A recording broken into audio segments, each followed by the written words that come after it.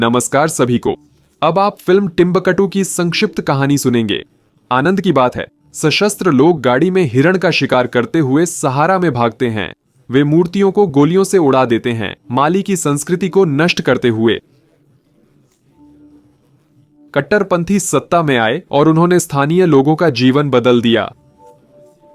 Loudspeaker पर घोषणा की गई कि धूम्रपान और संगीत सुनना मना है। महिलाओं को चमड़े के मोजे और दस्ताने पहनने होंगे। छतों पर सशस्त्र आतंकवादी तैनात थे। एक आदमी को सड़क पर रोका और पैंट ऊपर करने को कहा गया। उसने थूक दिया और अपनी पैंट उतार दी। एक और व्यक्ति नाराज था कि जिहादी जूते और हथियार लेकर मस्जिद में घुसे, लेकिन वे कहते हैं कि उन्हें अनुमति है क्योंकि वे जिहाद कर रहे हैं। उस आदमी के अनुसार सच्चा जिहाद दिमाग से होता है, हथियारों से नहीं। टिम्बकटू में हर कोई अपने काम में व्यस्त है। एक लड़का और सैन पशुओं को चराते हैं। मछुआरा अमादो जाल बिछाता है। खितान पत्नी सतीमा और बेटी टोया के साथ समय बिताता है। बाजार में हथियारबंद लोगों ने मछली बेचने वाली महिला को परेशान कर दस्ताने पहनने को कहा, लेकिन वह बिना दस्तानों के भी एक ईमानदार महिला है। उसे हिजाब पहनने के लिए मजबूर किया जा रहा है। इसके अलावा वह दस्तानों के साथ काम नहीं कर पाएगी, इसलिए व्यापारी को पकड़कर जेल ले जाया गया। खेतान को काम के लिए जाना था तो उसने पत्नी और बेटी को अकेला छोड़ दिया। मस्जिद का एक आदमी जिहादी अब्बू हसन से रुकने को कहता है क्योंकि वह इस्लाम को नष्ट कर रहा है और बच्चों को खतरे में डाल रहा है। हाल ही में उसने एक महिला को सिर्फ दस्तानों की शिकायत करने पर मारा। वे न करुणा जानते हैं, न क्षमा, न ही दया। मुख्य लोगों में से एक अब्देल करीम और एक युवा दुभाषिया परिवार के तंबू तक गए। सतीमा को आश्चर्य होता है कि अब्देल करीम हमेशा तब आता है जब उसका पति घर पर नहीं होता। वह कहता है कि महिला को सिर ढकना चाहिए, यह अशोभनीय है। सतीमा कहती है अगर उसे कुछ नापसंद हो तो वो दूर हो सकती है। एक पुरुष जो महिला को अपमानित करे वो आस्तिक नहीं रह सकता। सतीमा को घूरकर अब्दाल करीम ने कहा वो उससे कुछ भी मांग सकती है। वुडू योद्धा जब्बो ने चमकीले कपड़े और फटा हिजाब पहना।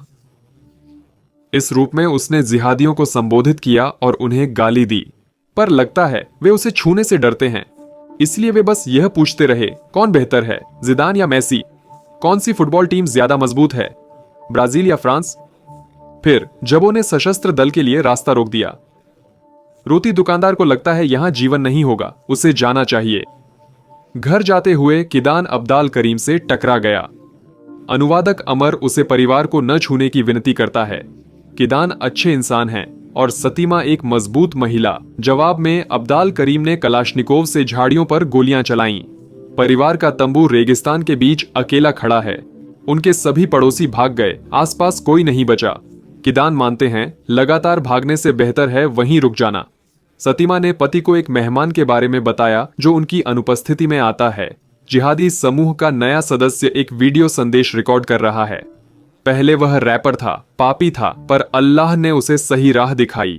उसका भाषण अविश्वसनीय लगता है। वह खुद भी अपनी बातों पर यकीन नहीं करता। दूसरा व्यक्ति उसे सही शब्द चुनने में मदद कर रहा है। यही है उसकी इस दुनिया में स्थिति। पश्चिम दुरुपयोग है, अन्याय है, पर वास्तव में यह सब उसके लिए अजनबी है। वह पूरी तरह खोया हुआ है। रात में सशस्त्र दल शहर में घूमते हैं और संगीत की आवाज खोजते हैं। उल्लंघनकर्ताओं का घर जल्द ही मिल गया। सैनिक ने प्रमुख को फोन किया। पता चला कि गाना अल्लाह और उसके पैगंबर की प्रशंसा में था। फिर भी उल्लंघनकर्ताओं को गिरफ्तार करने का आदेश दिया गया। किडन भी गिटार बजाकर परिवार का मनोरंजन करना पसंद करता है। अड़ू मछुआरों के लिए चरवाहे और सना पर चिल्लाता है ताकि गायें जाल से दूर रहें। लड़का एक गाय पर ध्यान नहीं दे पाया और वह जाल में फंस गई। अमादू ने चुपचाप भाला उठाया और गाय पर फेंक दिया। घायल जानवर ने दम तोड़ दिया, पर मछुआरा अपने काम में लगा रहा। यह किदान के झुंड की सबसे प्यारी गाय थी। रोता हुआ ईसान तंबू में दौड़ा और बताया कि क्या हुआ था। आदमी ने छिपी पिस्तौल निकाली। पत्नी कहती है पहले मछुआरे से बात करो, पर किदान ने उसे कपड़े में लपेटकर छिपा दिया। पिता और सन्न की हत्या कर दी गई। टोया कहती है कि उसके पिता जिंदा हैं, वे युद्ध नहीं गिटार बजाते हैं, लेकिन यह बात किसी को पता नहीं चलनी चाहिए। जिहादियों को फुटबॉल मिली, वे राहगीरों से पूछताछ कर रहे हैं।